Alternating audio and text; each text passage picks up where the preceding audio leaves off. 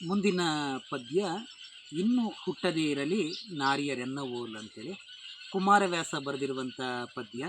ಮಹಾಭಾರತದ ಕಥೆಯನ್ನು ಒಳಗೊಂಡಂಥ ಪದ್ಯ. ಇಲ್ಲಿ ದ್ರೌಪದಿ ವಿರಾಟ ರಾಜನ ಅರಮನೆಯಲ್ಲಿ ಸೇವಕಿಯಾಗಿ ಕೆಲಸ ಮಾಡ್ತಾ ಇರ್ತಾಳೆ. ಆ ಸಂದರ್ಭದ ಸನ್ನಿವೇಶ, ವಿರಾಟ ರಾಜನ ಸೋದರನೇ ಅಳಿಯನಾಗಿದ್ದಂಥ ಕೀಚಕ ದ್ರೌಪದಿಗೆ ತೊಂದರೆಯನ್ನು ಉಂಟು ಮಾಡ್ತಾನೆ.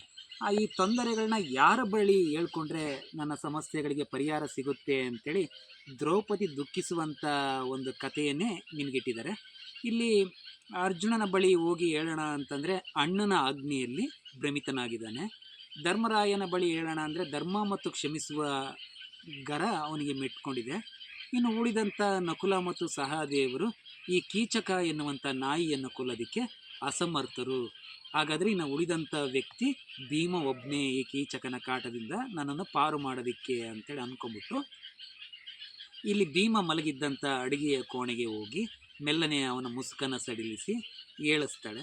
ಏಳಿಸಿದ ನಂತರ ತನ್ನ ದುಃಖ ದುಮ್ಮಾನುಗಳನ್ನೆಲ್ಲ ಅವನ ಬಳಿ ಹೇಳ್ಕೊಂಡಾಗ, ನಾವು ಅಣ್ಣನ ಆಜ್ಞೆಯಲ್ಲಿ ಕಣ್ಣಿಯಲ್ಲಿ ನಾವು ಬಂದಿದ್ದೀರಾಗಿದ್ದೀವಿ ಅಮ್ಮ, ನೀನು ಯಾರಾದರೂ ಬೇರೆಯವ್ರ ಹತ್ರ ಹೇಳ್ಕೊಂಡು ಅಣ್ಣನ ಹತ್ರ ಹೇಳ್ಕೊ ಅಂತೇಳಿ ಪ್ರಾರಂಭದಲ್ಲಿ ಭೀಮ ನಿರಾಕರಣೆಯನ್ನು ಮಾಡ್ತಾನೆ.